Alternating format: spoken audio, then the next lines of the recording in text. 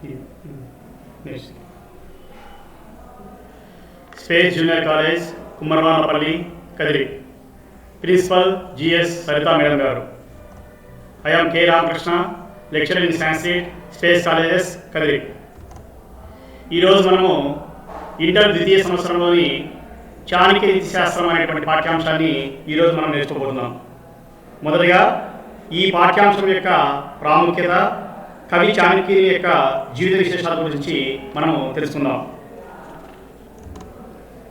ప్రపంచే అతి పురాతన నాగరికతాయాం సంస్కృతేచ్చ నిలయః భారతదేశः.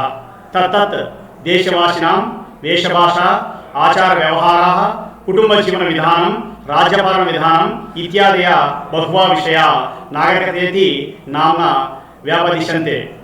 వ్యక్తీనాం అభిరుచయః పరస్పర సంబంధ విశేష ఆధ్యాత్మిక జ్ఞాన సంపత్ ఇత్యేవ మాదయో ఆంతరంగిక విషయः సంస్కృతి రీతి చ వ్యవహర్యంతే. నాగరికత సంస్కృతి ఇది ద్వే అపి అస్మిన్ దేశే మహాదున్నతిం ప్రాప్తం విరాజతే. దేశే పౌరేణాం యోగక్షేమాదీనాం ప్రాధాన్యం దత్తత్ కల్పితం రాజ్యపాలన విధానం చాణక్యస్య నీతిశాస్త్రే పరిదృశ్యంతే. ఏతాదృశం పాలనా విధానం నాగరికతయా మహా ఔన్నత్యం జ్ఞాపయతి. ప్రపంచంలోని అతి ప్రాచీన నాగరికతకు సంస్కృతికి నిలమైనది మన భారతదేశం. ఆయా దేశాలలో నివసించే ప్రజల వేషభాషలు ఆచార వ్యవహారాలు జీవన విధానము రాజ్యపాలన అను బాహ్య విషయాలు నాగరికత చెప్పబడదు. వ్యక్తుల అభిరుచులు సంబంధ బాంధవ్యాలు ఆధ్యాత్మిక చింతన అనేడు ఆంతరంగిక విషయాలను సంస్కృతి అని చెప్పబడదు. దేశంలోని ప్రజల యోగక్షేమమునకు రాజనీతి శాస్త్రాలు ఎంతో ఉపకరిస్తాయి. అటువంటి రాజనీతి శాస్త్రాలలో మొట్టమొదటిది చాణక్యుని రాజనీతి శాస్త్రం. ఇటువంటి పాలనా విధానము నాగరికత యొక్క ఔన్నత్యమును తెలుపును. చాణక్యుడు క్రీస్తు పూర్వము 4 శత సంవత్సర సమీపకాలే ఆసీదితి ఐతిహాసిక అభిప్రాయంతి. అశైవ విష్ణుగుప్త కౌటిల్య ఇత్యాదిన నామాంతరణ్యాపి వర్తంతే. చనకపుత్రవాత్ చాణక్య ఇది అయం వ్యవహరతి. అర్థార్జనే కుటిల ఉపాయానాం అయమపదిశితి ఇది కారణేన కౌటిల్య ఇది ప్రసిద్ధి ప్రాప్తవాన్. చాణక్య చంద్రగుప్తస్య మహా అమాత్య ఆసీత్. చాణక్యుడు క్రీస్తు పూర్వము 4వ శతాబ్దం వాడు. ఇతనికి విష్ణుగుప్తుడని చనకుడి పుత్రుడు అవడం వలన చాణక్యుడు అని పేరు కలిగినది. అర్థ సంపాదన కోసము కుటిలమైన ఉపాయములను ఉపదేశించిన కారణంగా ఇతనికి కౌటిల్యుడు అని పేర ప్రసిద్ధికెక్కారు. ఇతడు చంద్రగుప్తుని యొక్క మంత్రిగా ఉండేను. చాణక్య ఏవ రాజనీతి సూత్రాన్ని నామ్న అష్టాసు అధ్యాయ 562 సూత్రాన్ని రచితవాన్ ఇది ప్రసిద్ధి. చాణక్యుడు రాజనీతి సూత్రాన్ని అనే పేరుతో 562 సూత్రాలు రచించారు. వారిలో కొన్ని సూత్రాలను మన పాఠ్యాంశంలో ఇప్పుడు మనము నేర్చుకున్నాం. మొదటిగా ఈ పాఠ్యాంశంలో మనము ఈ పాఠ్యాంశం యొక్క ప్రాముఖ్యత ఏమంటే, ఈ పాఠ్యాంశంలో కొన్ని శ్లోకాలు ఉన్నాయి. ఆ శ్లోకాలలో కేవలం 4 మాత్రమే స్టార్ గుర్తున్నటువంటి శ్లోకాలు ఉన్నాయి. ఆ శ్లోకాలకి మనము ప్రతిపదార్థాలను నేర్చుకోవాలి. ఈ ప్రతిపదార్థాలను మనం ఏ విధంగా నేర్చుకోవాలో మనం ఇప్పుడు నేర్చుకున్నాం.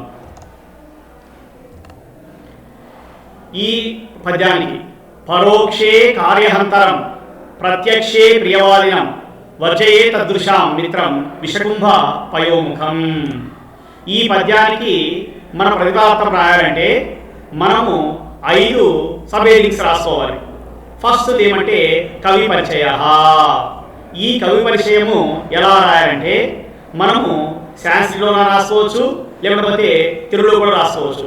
సాంస్క్రిట్లో ఎలా రాయాలంటే అయం శ్లోక చాణక్య విరచిత చాణక్య నీతి శాస్త్ర ఇది గ్రంథాత్ స్వీకృత అనేది రాసుకోవచ్చు. లేకపోతే తెలుగులో అయినా కవి పరిచయం రాసి ఈ శ్లోకములు చాణక్యుడు రచించినటువంటి చాణక్య నీతి శాస్త్ర గ్రంథం నుండి స్వీకరించబడినది. తర్వాత ఈ పద్యాన్ని మనము విడదీసుకోవాలి. దాన్ని పద విభాగ లేకపోతే పద విభజన అని చెప్పేసి మనం అంటాం. మనము ఎలా తీసుకోవాలంటే పై శ్లోకంలో మరి పద్యం ఎలా ఉంటుందంటే ఒక్కో పదం వచ్చేసి 2-3 పదాలుగా కలిసి ఉంటుందన్నమాట. దాన్ని మనము ఒక్కొక్క పదంగా విడదీసి రాసుకోవాలి. ఎలాగంటే పరోక్షే కార్యహంతర ప్రత్యక్షే ప్రియవాదినం వర్జయేత్ తదృశాం మిత్రం విషకుంభం పయోముఖం. ఈ విధంగా పద విభజన అంటే మీ 2-3 పదాలుగా ఉన్నటువంటి పదాన్ని ఒక పదంగా మనం విడదీసి రాసుకోవడాన్ని పద విభజన అని చెప్పేసి అంటాం. తర్వాత వచ్చేసి అన్వయక్రమం. ఈ శ్లోకంలో ఏ పదాన్ని ముందు తీసుకోవాలి, తర్వాత రెండో పదంగా దేన్ని తీసుకోవాలి, మూడో పదంగా ఏ పదాన్ని తీసుకోవాలి, ఈ విధంగా మనం ఆర్డర్లో ప్రో ఆర్డర్లో మనము మొత్తము శ్లోకం అంతా రాస్తున్నాం అన్నమాట. అంటే మీ ఒకటో పదంగా ఎది రావాలి, రెండవ పదంగా ఎది రావాలి, మూడో పదంగా ఎది రావాలి, నాలుగో పదంగా ఎది రావాలి, ఈ విధంగా చివరి వరకు కూడా ఆ యొక్క ప్రో ఆర్డర్ రాస్తాం. దాన్నే అన్వయక్రమం అని చెప్పేసి అంటారు. ఈ శ్లోకంలో ఫస్ట్ మనం ఏం తీసుకోవాలంటే పరోక్షే కార్యహంతరం ప్రత్యక్షే ప్రియవాదినం తదృశం పయోముఖం విషకుంభం మిత్రం వర్జయేత్ అని చెప్పేసి ఈ విధంగా మనం అన్వయక్రమాన్ని రాసుకోవాలి. దాన్ని ప్రో ఆర్డర్ అని చెప్పేసి కూడా అంటాం అన్నమాట. తర్వాత ఏదైతే మనము అన్వయక్రమంలో రాస్తుంటామో ఆ పదాన్ని మనము కిందగా మనము ఈ విధంగా వరుస రాసుకుని రావాలన్నమాట. దాన్ని ఏమంటాము ప్రతిపదార్థం అని చెప్పేసి అంటాం. ప్రతిపదార్థంలో మనం ఏం రాయాలి, అన్వయక్రమంలో ఏదైతే మనము ఆ యొక్క పదాలు రాస్తుంటామో ఆ పదాన్ని వరుసగా కిందికి ఆ విధంగా రాసుకోవాలన్నమాట. రాసిన తర్వాత ప్రతిపదార్థం అని చెప్పేసి దానికి సబ్హెడింగ్ పెట్టుకోవాలి. ఫస్ట్ పరోక్షే వస్తుంది, కార్యహంతరం ప్రత్యక్షే ప్రియవాదినం తదృశం పయోముఖం విషకుంభం మిత్రం వర్జయేత్ అని చెప్పేసి ఆ విధంగా రాసుకోవాలి. రాసిన తర్వాత మరి ఆ పరోక్షే అనేటువంటి ఆ యొక్క ఉన్నాయి కదా పదాలు, వాటికి మనము తెలుగు కానీ ఇంగ్లీష్ కానీ మనము ఈ విధంగా అర్థం రాయాలి. ప్రతిపదార్థ పరోక్షే చాటుగా సీక్రెట్లీ, కార్యహంతరం పని చెడగొట్టు వారిని హూ స్పాయిల్ వర్క్, ప్రత్యక్షే ఎదురుగా డైరెక్ట్, ప్రియవాదినం పొగుడుతూ మాట్లాడు టు స్పీక్ అడ్మిరేటింగ్లీ, తదృశం అట్టి దట్, పయోముఖం పాలవలే కనిపించు లుకింగ్ లైక్ ఏ మిల్క్, విషకుంభం లోపల విష స్వభావం కల కుండ వంటి, having poisonous nature inside, మిత్రం మిత్రుని, వర్జయేత్ విడిచిపెట్టవలను, give up to give up. మరి ఈ విధంగా మనము ఈ ప్రతిపదార్థం రాసిన తర్వాత మరి భావం రాయాలి. భావం ఏం రాయాలి, చాటుగా మన కార్యం చెడగొట్టు ఎదురుగా ప్రేమగా మాట్లాడినటువంటి పైకి పాలవలే కనిపించు లోపల విశ్వ స్వభావం గల మిత్రుని విడిచిపెట్టవలను. మరి ఈ విధంగా ఈ శ్లోకంలో మన కవి ఏం చెప్పాయంటే ఎవరైనా సరే మనకు ప్రియంగా ఎదురుగా మాట్లాడి తర్వాత మన యొక్క పనులను చెడగొట్టేటువంటి అలాంటి మిత్రుని చెడు మిత్రుని మనం ఎప్పుడు కూడా దూరంగా పెట్టాలి. అటువంటి వ్యక్తితో మనము ఏ విధంగా కూడా ఫ్రెండ్షిప్ అనేది చేయకూడదు. ఈ విధంగా పద్యానికి భావము మరి అన్ని అంటే ఒక శ్లోకానికి ఫస్ట్ 5 స్టెప్స్ కావాలి. ఏవి, ఫస్ట్ వచ్చేసి కవి పరిచయము, పద విభజన, అన్వయక్రమము, ప్రతిపదార్థము, అలాగే భావము. ఈ విధంగా 5 సబ్హెడింగ్స్ రాసిన తర్వాత వాటికి వివరణ ఇస్తూ ఈ విధంగా రాస్తే వాటికి 8 మార్కులు అన్నమాట. తర్వాత రెండవ శ్లోకం, పృథ్వ్యా 3 రత్నాని జలం అన్నం శుభాషితం మూఢై పాషాణ ఖండేషు రత్నసంఘ విధీయతే. మరి ఈ శ్లోకానికి కూడా మనం ఫస్ట్ ఏం రాసుకోవాలి, కౌపరిచయం రాసుకోవాలి. అయం శ్లోకం చాణక్య విరచిత చాణక్య నీతిశాస్త్ర ఇది గ్రంథ స్వీకృత. ఈ శ్లోకము చాణక్యుడు రచించినటువంటి చాణక్య నీతిశాస్త్ర గ్రంథం నుండి స్వీకరించబడినది. తర్వాత మనము పద విభజన, దాన్ని మనం ఏం చేస్తున్నాం, మనము 2-3 పదాలుగా ఉన్నటువంటి ఆ యొక్క ఇది పద్యంలో శ్లోకంలో ఉన్నటువంటి పదాలని ఒక్కొక్క పదంగా విడదీసి రాసుకోవడం అనమాట. పృథ్వ్యా 3 రత్నాని జలం అన్నం శుభాషితం మూఢః పాషాణఖండేషు రత్నసంఘ విధీయతే. ఈ విధంగా పద విభజన చేసుకోవాలి. తర్వాత పద విభజన చేసిన తర్వాత మీ అన్వయక్రమం అనమాట. అన్వయక్రమం అంటే ఆ శ్లోకంలో ఏ పదాన్ని ముందు తీసుకోవాలి, రెండవ పదంగా ఏం తీసుకోవాలి, మూడవ పదంగా ఏం తీసుకోవాలి, ఇదే చివరి వరకు ఆర్డర్లో ఆ యొక్క పదాన్ని మనం అరేంజ్ చేసుకోవాలన్నమాట. ఫస్ట్ ఏమొస్తుంది, పృథ్వ్యాం జలం అన్నం శుభాషితం 3 రత్నాని మూఢై పాషాణఖండేషు రత్నసంఘ విధీయతే. తర్వాత ప్రతిపదార్థం, ఇప్పుడు ఆ అన్వయ క్రమంలో ఏదైతే మన పదాలు రాస్తున్నామో ఆ పదాలు వరుసగా కిందికి రాసుకోవాలి. తర్వాత ఏం రాయాలి, దానికి తెలుగు అర్థం కానీ మరి ఇంగ్లీష్ అర్థం కానీ మనం రాసుకోవాలి. పృథ్వ్యాం ప్రతిపాదకంలో ఫస్ట్ పదం ఏది, పృథ్వ్యాం భూమి యందు, జలం నీరు, అన్నం ఆహారము, సుభాషితం మంచి మాటనే, త్రీని పై మూడు, రత్నాని రత్నములు, మూడై వివేకం లేని వారి చేత, పాషాణ ఖండేషు రాతముకల యందు, రత్న సంఘ రత్నం అనే పేరు విధీయతే విధింపబడుచున్నది. భూమి యందు మూడే మూడు ఏమున్నాయి, రత్నాలు ఉన్నాయి. అది ఏవేవి, నీరు, ఆహారము, సుభాషితం అంటే మంచి మాట. ఈ మూడు మాత్రం రత్నాలుగా మనం చెప్పబడుతున్నాం. మరి వివేకం లేని వాళ్ళు రాతి ముక్కల యందు రత్నం అనేటువంటి పేరును మరి అభివృతున్నారు. ఈ విధంగా ప్రతిపాదన చేసుకున్న తర్వాత మనం ఏం చేయాలి, భావం రాసుకోవాలి. భూమి యందు నీరు, ఆహారము, మంచి మాట అనే ఈ మూడు మాత్రమే రత్నములుగా చెప్పబడుతున్నవి.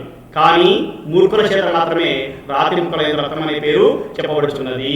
ఈ విధంగా రెండవ శ్లోకానికి కూడా ప్రతిపదార్థము, కవి పరిచయము, పదవిభజన, అన్వయ క్రమము, మరి ప్రతిపదార్థము, తర్వాత భావం కూడా రాసుకోవాలి. తర్వాత మూడవ శ్లోకం, తక్షకస్య విషం దంతే మార్షికాయస్సు మస్తకే వృక్షికస్య విషం వృక్షే సర్వాంగే దుర్జనే విషం. ఈ శ్లోకంలో కవి మనకి చెప్తున్నా అంటే మరి ప్రమాదకరమైనటువంటి విష ప్రాణుల కంటే కూడా ఒక దుర్జనుడు చాలా చెడ్డవాడు, అలాంటి విషయాన్ని చెప్తున్నాడు. మరి ఈ యొక్క శ్లోకానికి ఫస్ట్ ఏం రాసుకోవాలి, కవి పరిచయం రాసుకోవాలి. అయం శ్లోక చాణక్య విరచిత చాణక్య నీతిశాస్త్ర గ్రంథ ఇది గ్రంథ స్వీకృత. మరి తెలుగులో రాసుకోవాలి, ఈ శ్లోకము చాణక్యుడు రచించినటువంటి చాణక్య నీతిశాస్త్ర గ్రంథం నుండి స్వీకరించబడినది. తర్వాత ఈ పద్యాన్ని మనం ఏం చేయాలి, పద విభాగం చేసుకోవాలి. అంటే రెండు మూడు పదాలుగా ఉన్నటువంటి ఆ యొక్క పదాన్ని ఒక్కొక్క పదంగా విడదీసి రాసుకోవడానికి ఏమంటాం, పద విభాగం అని చెప్పేసి అంటాం, పద విభజన అని చెప్పేసి అంటాం. తక్షకస్య విషం దంతే మాక్షికాయ తు మస్తకే వృక్షికస్య విషం వృక్షే సర్వాంగే దుర్జనం దుర్జని విషం. ఈ విధంగా పద విభజన చేసిన తర్వాత దీన్ని మళ్ళీ అన్వయక్రమం రాసుకోవాలి. అన్వయక్రమం అంటే ఈ శ్లోకంలో ఏ పదాన్ని మొదలు తీసుకోవాలి, దాని తర్వాత ఏం తీసుకోవాలి, ఈ విధంగా మొత్తం శ్లోకం అన్ని కూడా ఆర్డర్ రాస్తున్నాం. మరి అన్వయక్రమంలో ఏమేమి వస్తాయి, తక్షకస్య దంతే విషం మాక్షికాయ మస్తకే విషం వృక్షికాయ పృక్షే విషం తు దుర్జని సర్వాంగే విషం. ఈ విధంగా అన్వయక్రమం రాసిన తర్వాత ప్రతిపదార్థం రాసుకోవాలి. ప్రతిపాదనలో ఎలా రాసుకోవాలి, అన్వయ క్రమంలో ఏదైతే వరుసగా వచ్చే పదాన్ని ఆ పదాన్ని మనం కంటిన్యూ కిందికి రాసుకోవాలి. రాసిన తర్వాత వాటికి మనం తెలుగు కానీ ఇంగ్లీష్ కానీ మనము అర్థాలు రాసుకోవాలి. ప్రతిపదార్థ తక్షకస్య సర్పమునకు, దంతే కోరలయందు, విషం విషముడు, మాక్షికాయ ఈగకు, మస్తకే తలయందు, విషం విషముడు, వృక్షికస్య తేలుకు, పురుక్షే తోకయందు, విషం విషముడు, తు కానీ, దుర్జన సర్వాంగి దుర్జని యొక్క అన్ని అవయవాల శరీరం అంతా విషం విషం ఉండును. ఈ విధంగా ప్రతిపదార్థాలు రాసుకోవాలి. రాసిన తర్వాత ఇంకోటి ఏం చేయాలి, భావ అంటే మీ భావం కూడా రాసుకోవాలి. పాముకు కొరలయందు, ఈగకు తలయందు, తేలుకు తొగయందు విషముండును, కానీ దుర్జనుని యొక్క శరీరం అంతా విషముండును. అంటే మీ వాడు పూర్తిగా ఏం చేసినా, ఏం చెప్పినా, ఏమి మాట్లాడినా కూడా అన్నీ కూడా ఏముంటాయి, చాలా చెడుగా ఉంటాయన్నమాట. కాబట్టి ఈ విధంగా విషాన్ని ఇచ్చేటువంటి ఆ యొక్క ప్రాణుల కంటే కూడా ఒక దుర్జనుడు చాలా చెడ్డవాడు, అతన్ని మనం ఎప్పుడు కూడా నమ్మకూడదు, వారి యొక్క విషయాన్ని మనం పాటించకూడదు అనేటువంటి విషయాన్ని కవి మనకు ఈ విధంగా చెబుతున్నాడు అన్నమాట. తర్వాత చివరినటువంటి పద్య శ్లోకము, మరి ధాతృత్వం ప్రియవాకృత్వం ధీరత్వం ఉచిత జ్ఞానాత్ అభ్యాసేన లభ్యంతే చత్వర సహజ గుణః. మరి ఈ యొక్క పద్యాన్ని మనం ఏం చేయాలి, ఫస్ట్ కవి పరిచయం రాసుకోవాలి. అయం శ్లోక చాణక్య విరచిత చాణక్య నీతిశాస్త్ర ఇది గ్రంథ స్వీకృత. తెలుగులో అయితే ఈ శ్లోకము చాణక్యుడు రచించినటువంటి చాణక్య నీతిశాస్త్ర గ్రంథం నుండి స్వీకరించబడినది. తర్వాత ఏం చేయాలి, పద విభాగం చేయాలి. అంటే రెండు మూడు పదాలు ఉన్నటువంటి ఆ యొక్క శ్లోకం ఉన్నటువంటి పదాన్ని ఒక్కొక్కటిగా రాసుకోవాలి. ధాతృత్వం ప్రియవకృత్వం ధీరత్వం ఉచిత జ్ఞాత అభ్యాసేన నా లభ్యంతే చత్వర సహజ గుణాః. ఈ విధంగా పద విభాగం చేసుకోవాలి.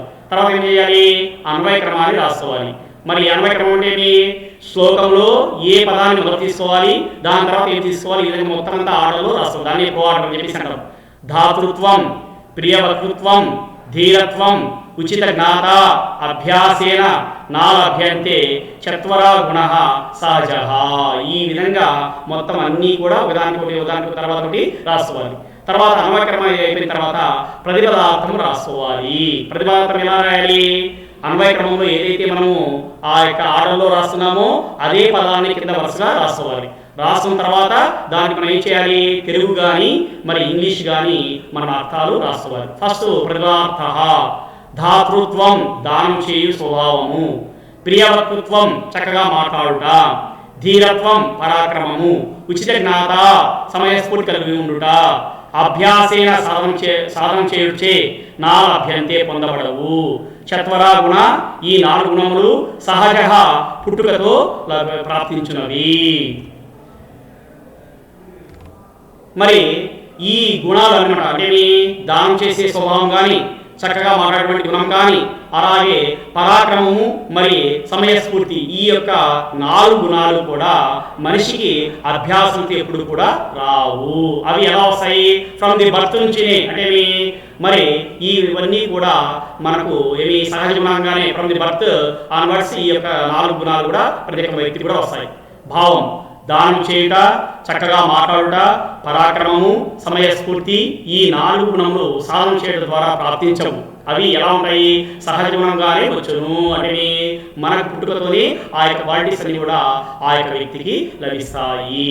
ఈ విధంగా ఈ చాణక్య నీతి శాస్త్రంలోని 4 శ్లోకాలకి మనము ప్రతిపదార్థాన్ని ఈ విధంగా మనం రాసుకోవాలి. Thank you.